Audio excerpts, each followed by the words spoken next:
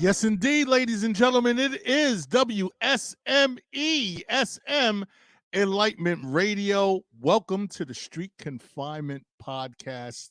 I am the great Doc P, and I'm just introducing myself, and I just want to introduce you all to this brand new show that we got. And hey, it's being spearheaded by my main man, Mr. Bud Mensch, is in the building, in the house, and hey, we're going to be talking with him about a few things, but we got bigger fish to fry because it's the springtime. And when it's springtime, you know what time it is. It's time to clean up. So we're going to be talking about the Freddy Fixer Parade, all right, and what Freddy Fixer is all about. And we have the very lovely Michelle Turner in the house, all right. So this is sort of like the spotlight, but then it's also like the collective, but then it's street confinement. So hey, it's a brand new thing, a brand new show. So what I'm gonna do is I'm gonna hand it off to Michelle because she is a better journalist than I am. Oh boy. Just put me on the spot. Hey, just put you on the spot. Hey, why not? You know what I'm saying? That's how we do it here. This is like a nice handoff to you. But hey, so we're talking about the Freddy Fixer, and we have a special guest. So Michelle, I'm going to let you take it away from here. Thanks, Doc. Appreciate it. Bud Mensch, Connfinement Magazine Podcast. Thank you so much for having me to moderate our conversation. I appreciate it. Means a lot. Thank you. You're welcome. You're the best. Oh, thanks. So we are going to talk about one of the biggest things in New Haven's Black community, a tradition over 60 years with the Freddy Fixer Parade, or just about 50 years, 1962, I believe it is. And rumor has it the history started where a group of folks in the Newhallville / Dixwell area had a cleanup, decided to celebrate that cleanup, and marched down Shelton Avenue. And it soon became an annual parade with everybody from Grand Marshals, such recently as Tom Joyner, to different political leaders, different religious leaders, leading our Freddy Fixer Parade down Dixwell Avenue. So what I want to say, Bud, is I know this year we're starting off, we're getting back to the root of things by cleaning up, because that's the origin of Freddy Fixer. Am I correct? Yes, you're correct. You were definitely correct. Get back to the origin of everything. These guys put a lot of work in it over the years. So we want to capitalize and bring all that back. Now, when you say you want to bring it back, why do you think it's important that people understand about the cleanup? You drive around the city and, with these big mega landlords, they're not cleaning up their properties. Back then, it was people owned their houses. They took pride in where they live at. And so when I saw this is something I wanted to tap into. So how long have you been involved? I was part of Freddy Fixer like 2015 with my good friend Larry Young. He brought me on like before. Yep. The late great Larry Young. Yeah. Yes, I give my deals. We shoot back and forth, and I'm just like quiet about it. I don't really do the group thing because you never get nothing done when you're in a group. But this new group, the new president is about her business. And I love that. And the new president is Chanelle Goldson of the Elm City Freddy Fixer Parade. Say that 3 times fast. All right. So without further ado, we are going to bring in the president of the Freddy Fixer, or should I say, the proper title is the Elm City Freddy Fixer Parade, Ms. Chanelle Goldson. Thank you so Hello. much for dropping in. Thank you for having me. So, Bud's idea of going back to the root of the Freddy Fixer is something that I'm sure that you agree with. Oh, totally. That's been this last year is all about rebuilding and getting back to our roots. So if you ever heard an interview or met with me in person or attended a meeting, I'm always honing in on neighborhood beautification, community activism, and arts and culture. But it's all neighborhood beautification is the core of who we are and what we do. So, and people often forget that we're known just for the parade, and we're more than a parade. And so I've been expressing that every chance that I get. So, when do we kick off the cleanup? The cleanup is going to be May 20th. That's a Saturday. It starts at 9:30 a.m. at Stetson Library, which is 197 Dixwell Avenue in New Haven, Connecticut. Our check-in time is between 9:30 and it's mix and mingle. So between 9:30 and 10, we'll be checking in. We'll be having refreshments provided by LCI and also by Green Elm Construction. And then we'll be breaking off into our teams, cleaning up each block. We have about 13 organizations joining us, anywhere from Q House to some of the Girl Scout troops, elite drill team. There's so many that I can't even name. And then we have community partners. Oh, Concorp, of course. A lot of our sponsors will be there. And then we have about 25 to 30 residents in the area joining us. This is slated to be one of our largest cleanups in I don't know, many years. So I'm excited about that. And again, that's May 20th. What's the area that you're going to clean up? We blocks clean in Dixwell, you're going up Shelton Avenue. How are you doing it this year?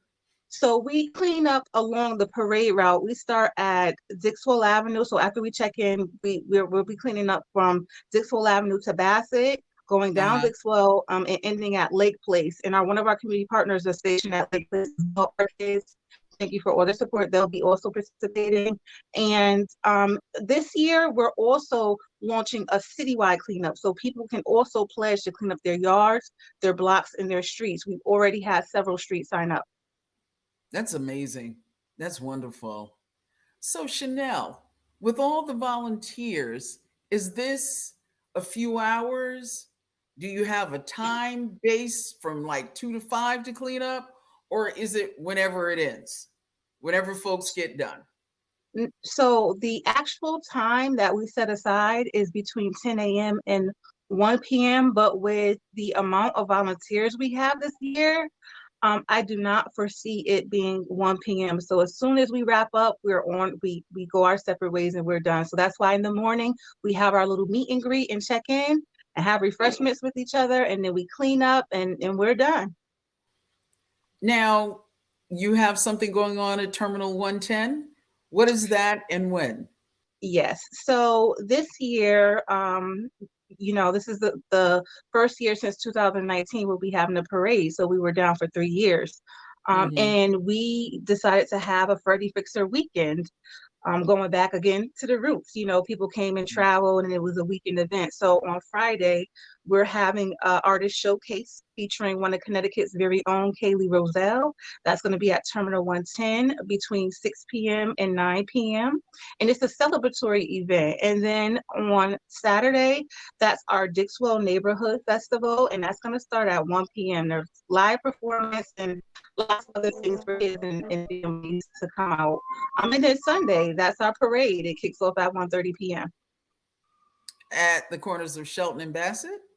It kicks off at Dixwell and Bassett, and it goes down Dixwell and ends at Lake Place. Now, you mentioned Shelton. That's like way, way back when the route actually was Shelton, and then it went down to Golf. So you're taking it way back. Yeah. So that's a little bit of history about the Freddy Fixer. Well, I'm thinking in terms of not only my own experience in going to the Freddy Fixer, but I know that over the past few years, it's either started at Dixwell or it started at Shelton and Bassett. So I'm just thinking, since you all are throwing it all the way back, that you might just go back to Shelton Avenue. But Dixwell and Bassett is Everybody knows that. Everybody knows where it is. Everybody knows how to congregate there. Yes. So who's in the parade? Can you give us a couple of Okay, so let's see. We are slated to, well, so far last year we had around 55, 54 units, and we want to top that at anywhere from 60 to maybe 70. And right now we have about 30 signed up, and we just released the press release, which should generate some more signups. But we have Maintenance Pro, we have Heads Up Barbershop, we have Hamden Dance Academy, we have Elite drill team, we have Nation drill team, we have the Village drill team, we have Hill House band, we have several other bands, plenty of businesses. We're slated right now to have 5 floats and counting. nice. Yes, we have the health department, Cornell Scott, so many different organizations that are going to be at a parade. So a lot of what you saw of 2019, they'll be coming back, and then we'll have a lot of new businesses as well featured in the parade. Are we announcing the Grand Marshal tonight? Yes, Or yes. You are know what? we I'm so keeping glad. that Yes. under wraps? Yes, no, we are announcing it. So right now, our Grand Marshal is the Honorable Tony Hart. So we're excited about that. Yes. And so we're excited because she was instrumental in bringing this Elm City Freddy Fixer about and restoring the parade to where it needed to be. So she played a vital role. It's only right that she be the Grand Marshal this year. So we're excited about that. And we have judges as well. We have Lieutenant Samad Rankins, a New Haven hero. He is with the New Haven Fire Department. He's one of the judges. We have Adrian Jefferson, who's with the New Haven Cultural Arts, Culture, and Tourism. And then we have LaShonda. She is a commissioner on the Hamden Arts Council. What? No radio people? No.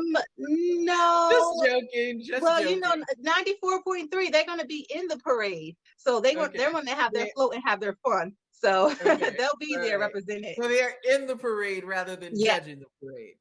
That's right. Right. You know, I got to look out for my radio people. Oh.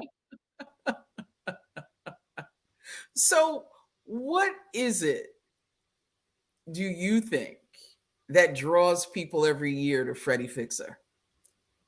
I think what draws people to the parade is their memories of what the parade was growing up. It's that excitement, and it's, you know, you always remember the parade going with your friends, your family. It was like a reunion, so it's kind of that nostalgia of it all. And then so it's important for us to get, you know, the new folks, the younger generation involved, so they can have that same motivations to come and be inspired to come and want to come. But a lot of it is because the parade is what they know. It was always the must attend event of the year. So, you know, we're trying to get back to that, and we're trying to make sure the next generation has that same excitement that we had. So if someone wants to be a sponsor, how do they connect with you all? On our website, which is www.elmcityfreddyfixerparade.com, they can, there's a tab, a sponsorship tab. There's also my contact information that's up there under our About Us section. So if they have any questions about being a sponsor, what that entails, or any other needs we may have, they can do that. So we have been having people, they've been reaching out and saying, how can I help? If it's not financially, in a financial capacity, maybe it's a venue, or maybe it's my skills, or maybe it's an item. So, you know, any help counts. Yeah, our first tier sponsorship actually starts off at $250, which we have quite a few that do $250. So what that gets is your logo on our website, in our social media, which has is growing, a pretty large following and growing. So that provides brand awareness for the sponsor as well. So they're not really large sponsorships. And then we have sponsors who may donate baskets for our gala. So there's many ways you can become a sponsor. Now talk a little bit in the time we have left about the gala. So this upcoming, usually We're moving to March. We had our last one in September, which was very successful. It was a nice event. It was a great fundraiser for us. A great time coming back together after being isolated with COVID. But we decided to move back to a March date. So when we started having it, it was in March. So we're kind of getting back to our roots in that. So people can expect our next gala to be in March. And we are looking to have a celebrity guest as well. That's wonderful. That's wonderful. What is it that makes you such a supporter of this parade, of this event? A great question. So I think it ties back into growing up and always watching the parade. I am a New Haven resident, a New Hallville resident, born and raised. So I have ties to this community. So the Freddy Fixer is all I knew growing up. It was such an exciting time for me. And so to see that happen and to know that they needed support and help, I said, you know what, I have the skills, I have I have the capacity to do the job, and I wanted to just help and say, how can I help keep this legacy going? So give that website address again. It is www.elmcityfreddyfixerparade.com. All right. Chanelle Goldson, president of the Elm City Freddy Fixer Parade. Thank you so much for sitting in, telling us a little bit about what we should expect at this year's parade. And if someone wants to volunteer, go to the website as well, correct? That's correct. That's correct. Yes. Thank you. Appreciate your time and energy. Bud Minch, Connfinement Magazine podcast. Thank you for letting me Thank you. chew the fat and kind of get the conversation going about Freddy Fixer.